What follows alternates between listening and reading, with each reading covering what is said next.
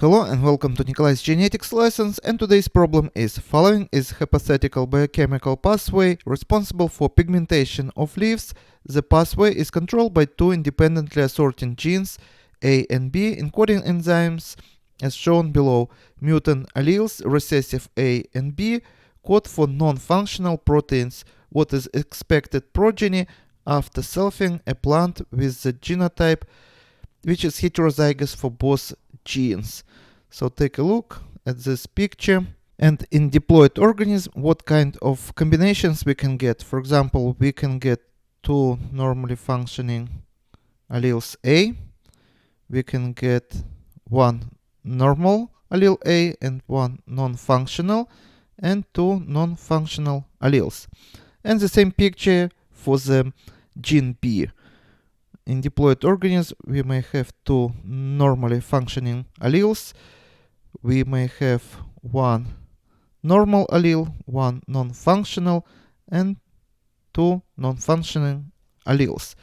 So this is variance, and we are told that we have self cross this genotype. So capital A small a, capital B small b, with capital A small a and capital B small b. And this is going to be parent 1, this is going to be parent 2. What kind of gametes these parents can produce? Again, gametes are haploid, so only one allele from each pair we can find in gametes. For example, first variant can be this dominant allele with this dominant allele. So first variant would be capital A, capital B. Second variant can be capital A and small b. So capital A and small b. Another variant would be small a and capital B, small a and capital B. And the last variant would be small a and small b, small a and small b. And let's say this is parent 1. This is gametes of the parent 1. And here on the side would be parent 2. And parent 2, because has the same genotype as parent 1, also would produce the same variants of the gametes, which is capital A, capital B, capital A and small b, small a and capital B, and small a, small b. Now let's make simple Punnett square. Our Punnett square is going to be 4 by 4, and we are going to have 16 cells here. So 4 rows and 4 columns. For example, in the first cell we are going to have genotype, which is capital A and capital B, capital B. Here we are going to have capital A and capital B small b, capital A small a, capital B, capital B, capital A small a, capital B small b. Next column, capital A, capital B small b, capital A, small b, capital A small a, capital B small b, capital A small a, and small b, small b. Next column, capital A small a, capital B, capital A small a, capital B small b, small a, capital B, and small a, capital B small b. And the last column, capital A small a and capital B small b, capital A small a and small b, small b, small a, capital B small b, and small a, small b, small b.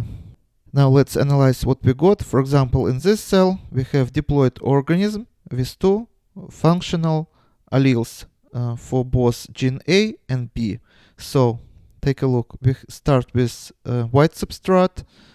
functional A allele would turn it into the yellow intermediate, and then functional B allele would turn it into the green product. So this is going to be green phenotype. The same is true with the second one, and true with this one, true with this one. This also would result in green product, but now take a look what happens with this one. A allele is functional, but both B alleles non-functional. So yellow intermediate would be produced, but not green one. Let's circle it with yellow. And what we see here in this cell, we have dominant A allele and B. So green pigment would be produced. And here, yellow intermediate would be produced, but B allele is non-functional, so it's going to be yellow. The organism with this genotype would produce yellow phenotype. And next, green. Green here. Both A and B alleles, at least one in each pair, is functional. But now let's take a look here. The first allele, A, both alleles are defective, so we start with a white substrate and it doesn't turn into yellow, and those B allele is functional. It cannot finish this intermediate because we don't have this intermediate and can't turn it into the green product, into the green pigment. So we left here with white pigment. So phenotypically it's going to be white, white here, and next is going to be green, phenotypically green, and then yellow, so phenotypically yellow, and then white and white. So what ratio we got? Take a look. Let's count. 1, 2, 3, 4, 5, 6, 7, 8, 9. 9 green. 2. Let's count yellow. 1, 2, 3. 9 to 3. 9 green to 3 yellow. 2, 4. 1, 2, 3, 4 white. So 2, 4 white. And this is going to be our ratio today. One more time. We have 16 cells. 9 plus 3 plus 4 is 16. And this is our ratio. And this is all for today. Thank you for your attention. Please subscribe for my new videos that I post almost every day. And see you in the next video. Goodbye.